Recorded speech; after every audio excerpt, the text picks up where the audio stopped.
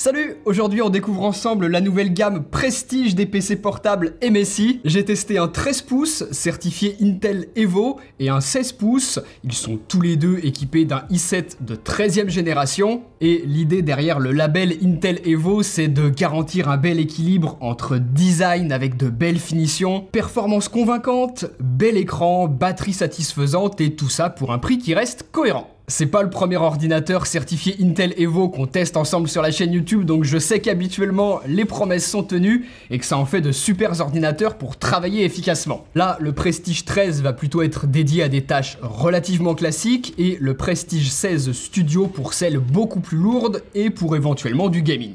En toute transparence avec vous, MSI sponsorise cette vidéo en me prêtant ces deux PC pour que je puisse les tester, mais vous me connaissez, hein, comme d'habitude, je vais vous dire à la fois ce que j'aime dessus et ce qui mériterait d'être amélioré.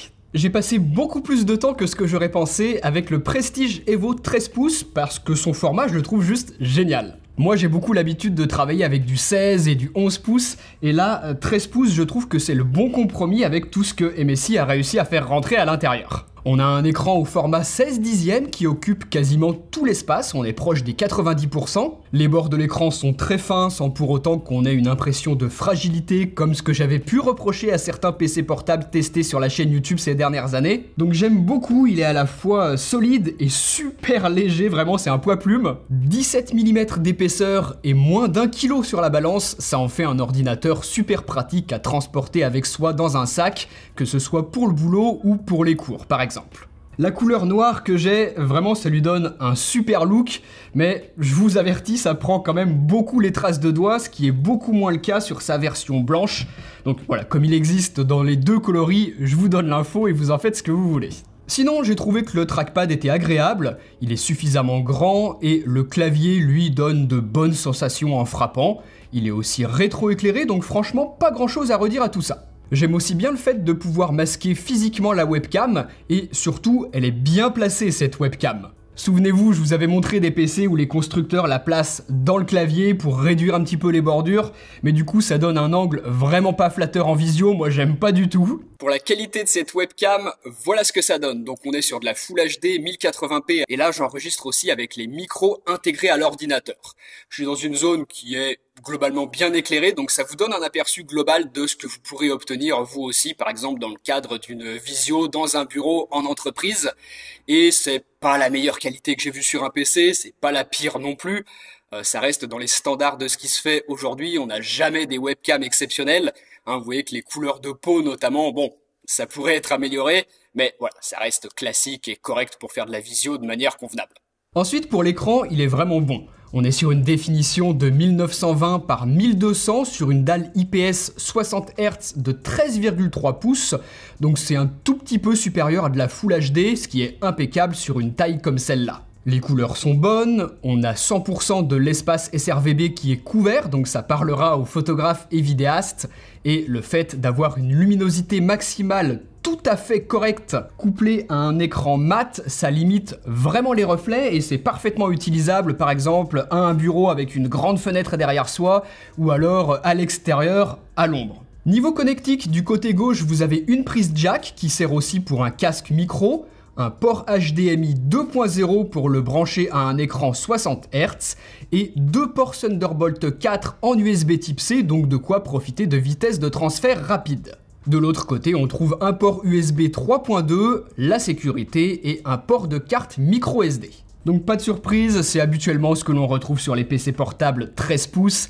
Et si on veut pinailler un petit peu, oui, on pourrait avoir envie d'un port Thunderbolt 4 supplémentaire à droite. Mais franchement, c'est pas très gênant, ça va bien comme ça. Côté haut-parleur, on en a deux et on profite du DTS. C'est franchement pas mal pour un PC de cette taille où généralement le son c'est le dernier souci des constructeurs. Là, évidemment, vu que les haut-parleurs sont en dessous, quand le PC est sur un bureau, ça étouffe légèrement le son par rapport à ce que l'on aurait eu avec des haut-parleurs situés au-dessus. Mais on a un résultat parfaitement honorable. Pour regarder des vidéos, ça va très bien.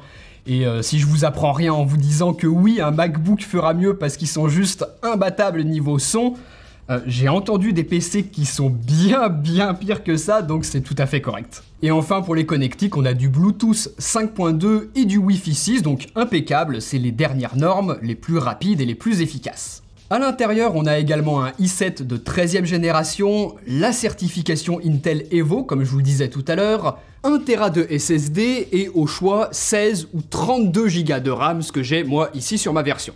Donc très belle fiche de spec, ça permet de faire tourner des logiciels métiers assez gourmands.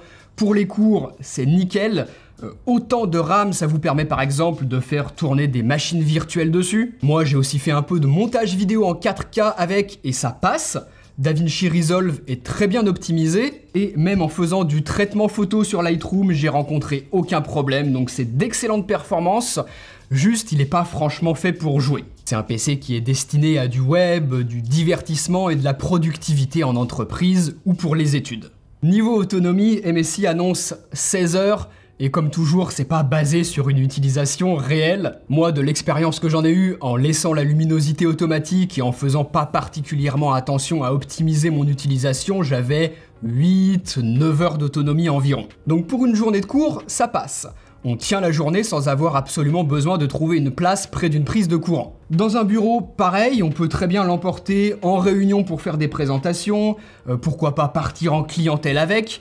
Donc bref, à partir du moment où on n'a pas un gros logiciel très gourmand qui tourne toute la journée et qui pompe la batterie, eh bien ça tient et c'est pour ça que je vous dis que c'est parfait pour une utilisation en cours ou en entreprise. Après, c'est sûr que si vous jouez 1h30 pendant la pause du midi ou que vous vous lancez dans un rendu vidéo sur un gros logiciel de montage, bah oui, hein, peut-être qu'il faudra trouver une prise de courant à un moment donné dans la journée, il n'y a pas non plus de miracle à ce niveau-là. C'est pas un MacBook, l'autonomie est pas la même, les connectiques ne sont pas non plus les mêmes, elles sont plus fournies ici, et évidemment, là, on tourne sur Windows 11. Un petit mot là-dessus quand même parce que Windows, c'est pas toujours qu'un choix de préférence.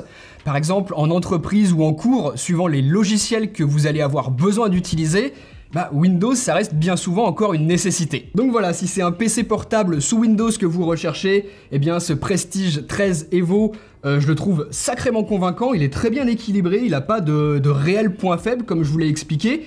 C'est une sacrée bonne machine, extrêmement légère, donc hyper pratique, comme je vous le disais, pour une utilisation en mobilité, que ce soit pour le travail ou pour des études. Après, reste à savoir si pour vous, du 13 pouces, ça vous suffit comme taille d'écran.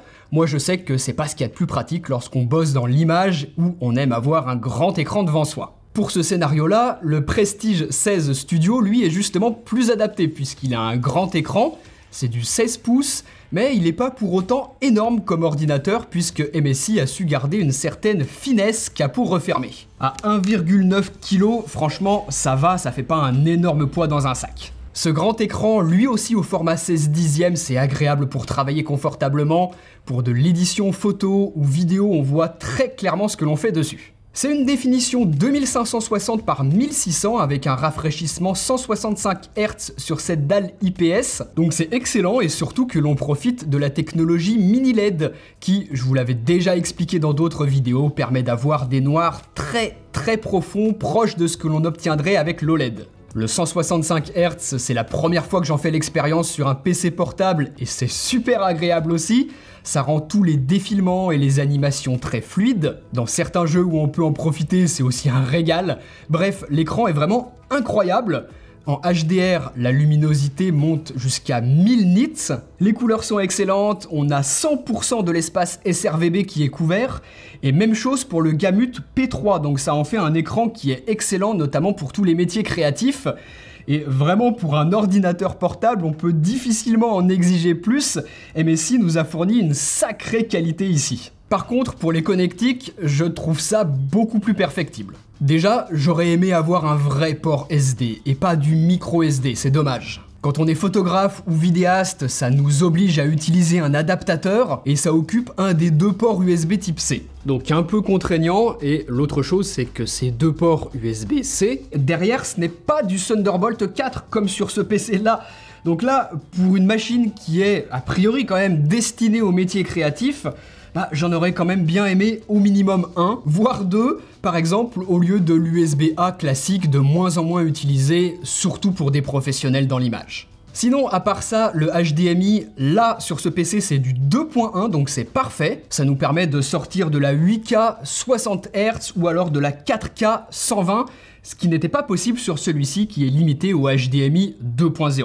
Niveau spec, c'est du costaud puisque le i7 de 13e génération est accompagné d'une Nvidia 4060 pour la partie graphique, de 1 Tera de stockage et 16 Go de RAM sur ma version, sachant que l'on peut monter jusqu'à 32 Go. Seul bémol, cette RAM est soudée et donc impossible à upgrade, mais sinon à l'intérieur, MSI a aussi pensé à un système de refroidissement efficace pour dissiper la chaleur émise par les composants tout en restant suffisamment discret. Le PC est pas totalement silencieux, mais lorsqu'on utilise de gros logiciels qui demandent beaucoup de puissance, on n'a pas un gros bruit de ventilateur qui nous souffle dans les oreilles et qui nous gênerait. En tout cas, avec cette puissance, on peut à la fois faire tourner des gros logiciels pro, faire du montage vidéo avancé, du gros travail sur Photoshop, un peu de 3D, des logiciels d'archi, peut-être même pourquoi pas de la programmation. Ça pour le coup c'est pas mon domaine donc je m'avancerai pas là-dessus, mais au vu de la fiche de spec, j'imagine que c'est tout à fait faisable. Bref, vu que ce PC a le badge Nvidia Studio, ça nous garantit des performances graphiques à la pointe de ce qui existe sur ordinateur portable, et pour tous les logiciels créatifs qui tirent avantage des GPU Nvidia par exemple, c'est un réel avantage. Voilà, et en jeu par contre, n'espérez pas profiter des 165 Hz en permanence.